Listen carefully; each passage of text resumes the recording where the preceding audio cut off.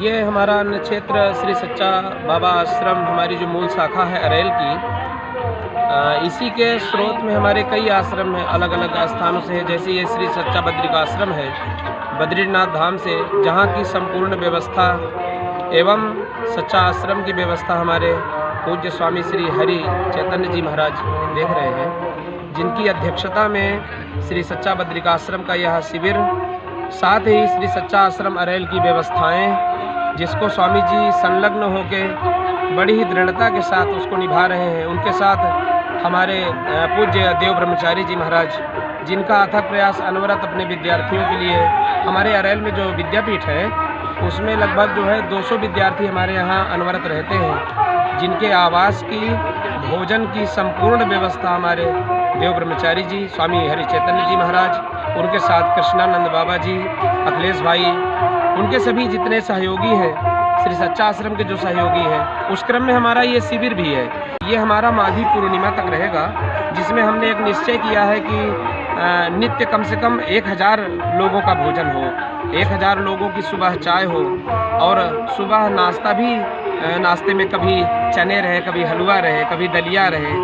माघी पूर्णिमा पे हमने ये सोचा है कि चूँकि उसके बाद अन्य क्षेत्र का भी विश्राम होगा, तो उस दिन के अन्य क्षेत्र में खीर का प्रसाद रहे। पूर्णिमा में खीर का बड़ा महत्व है। कहते हैं कि पूर्णिमा को खीर बना के यदि रात्रि में रख दी जाए और अगले दिन उस खीर को प्रसाद रूप में पाया जाए, तो शरीर के बहुत सारे रोगों को नष्ट करती, क्योंकि पूर्णिमा का जो चांद है वो अमृत की बूंदें टपकाता है उसमें।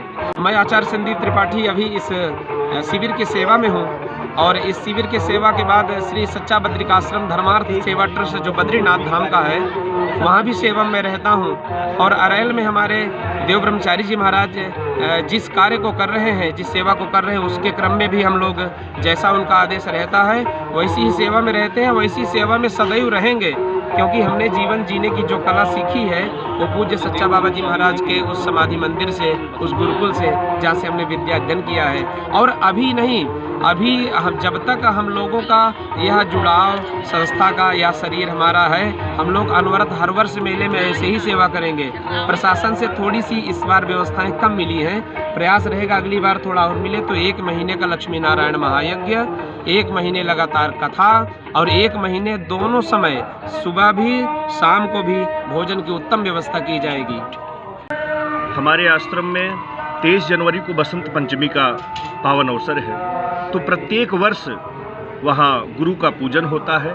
सत्य ध्वज जो परिवर्तन का एक सूचक माना जाता है, जिस प्रकार से आश्रम में परिवर्तन होता है, जिस प्रकार से संसार में परिवर्तन होता है, उसी प्रकार से वहाँ पर परिवर्तन का एक ध्वज है, जो हमारे सनातन का इस समय विस्तार हो रहा है, संस्कृति का विस्तार हो रहा है, भंडारा के माध्यम से, संतों की सेवा के माध्यम से वह विस्तार हो रहा है। उसी प्रकार से 23 जनवरी को बसंत पंचमी का पावन अवसर है। माघ का महीना है। माघ मकर गति रवि जब होई, तीर्थ पति ही आव सब कोई। यहाँ जो है प्रयागराज में तीर्थपति कहा गया है इनको, तो यहाँ पर जो है सभी देवी देवता सब लोग जो है विराजमान होते हैं। माघ मास में जब उत्तरायण होता है, मकर राशि में भगवान सूर्य पहुँचते हैं, तो सभी यहाँ आते हैं। अभिषेक कुमार शुक्ल, सच्चा बाबा आश्रम, अरेल, प्रयागराज।